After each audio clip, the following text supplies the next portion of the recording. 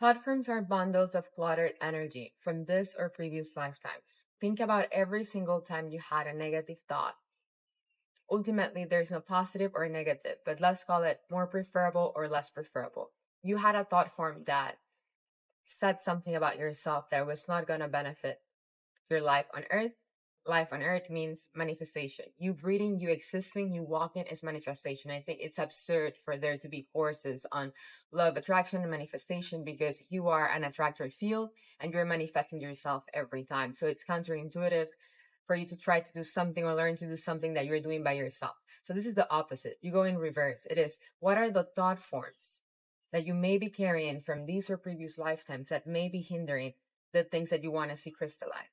And the things that you want to see crystallize, they're not random, my friend. Those are things that you have brought with you from lifetimes and lifetimes in your soul's portal. Where's your soul's portal? Is your heart. And you have decided that at some point you're going to remember to activate those gifts and fully crystallize them into reality. What's crystallization? Fully see them consistently being grounded. So it's stable. It's a stable, consistent state of peaceful bliss. What is peaceful bliss? It's a state where you don't have any thought forms that are contractions. What are contractions? Thoughts of fear, doubt, shame, guilt, inadequacy, incompetence, any self-judgment to yourself or another, which is just a mirror of you. So I help you allow yourself into a space of unconditional love, which is not passive. It's the opposite of passive because I'm quite fierce. It's direct. It's assertive. It's knowing. So you know that your unconditional love doesn't mean you express love in the way that we humans have called love from all the Disney movies that we watched, and frankly, they're a hindrance. So that's not love. That's a program. That's romanticism. It calibrates really low in the scale of consciousness by David Hawkins. Romanticism lost even below 200, 175 or something. So for you to allow true love, which can be expressed as simple as silence, it can be tough, it can be non-responsive. It's something that you are. And when you are it, you don't need to prove it. You don't need to get out of your way for it. So thought forms are the contractions that are telling you that you are something that is not love.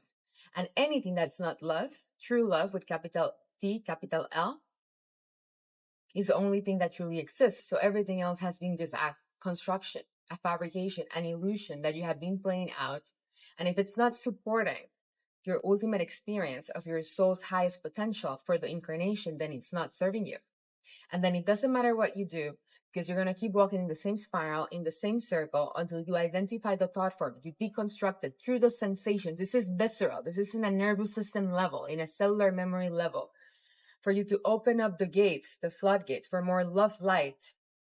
The highest the energy, the closest to God, the more love light you can handle in your cells. And then things move faster. Reality becomes malleable. You start gaining cities, what I call like God's superpowers, that we all have access to. They're not special, but you just don't remember. Okay, you need to remember and you need to activate them. And everybody has unique ones. Okay, so you can start walking the path, walking on earth like an awake mystic. And you start seeing reality as what it is. A video game of your beliefs, a video game of your consciousness. So by deconstructing the thought forms, the contraction, it's like shit. Imagine if your body's full of shit. You don't want that, man. You have to take the shit out. You have to do a cleanse. So your body's light like a feather. And then you can move faster. You can think clearly. Things come to you. You magnetize what's needed and more every second of every frame. And that's the point of being here, to fully enjoy it, to be here as an awakened being. And it's not an awakening. The people are like, oh, I understand nothing's real, but I'm still feeling unworthy. And yeah, I'm not really happy with what I'm doing. And even with people with a lot of financial abundance, it's not just about finances. People with a lot of financial abundance and still feeling contractions, thought forms, unworthiness, guilt. This is about the freedom of your mind. It's not worth it to have lots of money if you don't have peace of mind. And you can have both. This is a part of the modern mystic. You can be infinitely wealthy, infinitely loved, infinitely free, infinitely in your passion, infinitely radiant, infinitely in the peak of the orgasm. You don't even need to have intimate physical intercourse for you to feel the peak of the orgasm in every single moment of your experience. And this is not a peak that feels like excitement all the time. It's a peaceful excitement. It's grounded. It's neutral. It's equanimous. But it feels so delicious. And every moment, without fear, because fear disappears. In this state, when it's crystallized, there's no more fear. You're free. It's just the expression of your passion every moment. But those thought forms, my friend, you need to dissolve them. You need to see through them. And some of them are so dense. They're running your body. They're demonic. They're running your vehicle. And you're flowing through patterns in spirals, not knowing that they're controlling you. You gotta take control of your mind once again.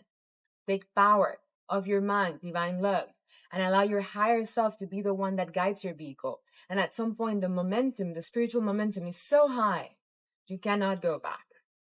And your life becomes miraculous. One divinely magical manifestation after another, after another, after another.